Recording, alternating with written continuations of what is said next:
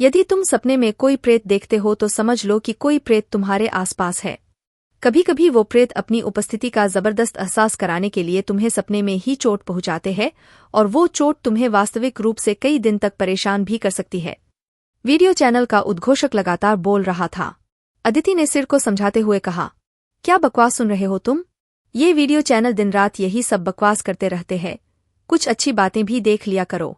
सिर ने video channel को बंद करते हुए कहा, सही कह रही हो अदिति, ये सब बकवास सुनने से दिमाग में कई किस्म के भ्रम पल जाते हैं। अदिति ने सिर से पूछा, सुनो 4 दिन के लिए मम्मी के घर जाना है, तुम खाने का कैसे करोगे? कुछ घर से ही भिजवा दिया करूँ या तुम खाना खाने घर ही आ जाया करोगे?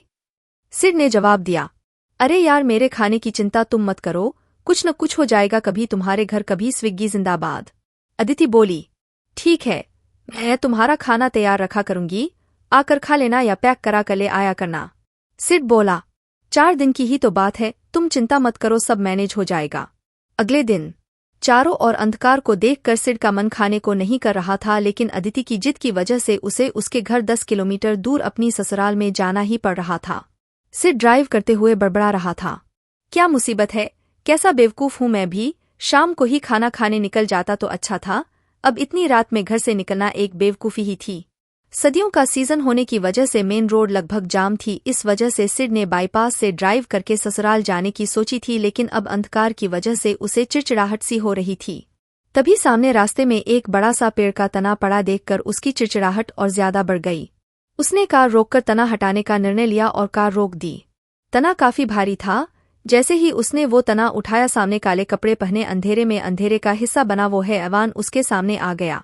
उसका डीलडोल देखकर सिड थोड़ा घबरा गया और पीछे हटा। वो इंसान या हैवान जो भी था, उसने आगे बढ़कर सिड को पकड़ना चाहा। सिड को कुछ नहीं सूझा, कार तक पहुंचना संभव नहीं था, इसलिए वो विपरीत दिशा में दौड़ पड़ा। वो इंसान या हैवान जो भी था अब सिड के पीछे दौड़ रहा था। रास्ता इतना खराब था कि सिड चाहकर भी तेज नहीं दौड़ पा रहा था। सिड ज्यादा देर न दौड़ सका, जल्दी ही उस हैवान ने सिड को पीछे से पकड़ लिया और उसकी विशाल भुजाएं सिड की छाती पर लिपट गई। उस हैवान की पकड़ इतनी मजबूत थी, सिड उस पकड़ से निकल नहीं पा रहा था। उस पकड़ की वजह से सिड की छाती में भयानक दर्द हो रहा था और उसका दम घुट रहा था। दम घुटने के उन्हीं क्षणों में सिड की आंख खुल गई और उस भयानक सपने का अंत हो गया। सिड के चारों तरफ अंधकार था, सर्दी के मौसम में भी वो पसीने से तरबतर था और सबसे खतरनाक बात, जहां उस हैवान की बाहें सिड की छाती पर कसी हुई थी, उस जगह अब भी असहनीय दर्द हो रहा था।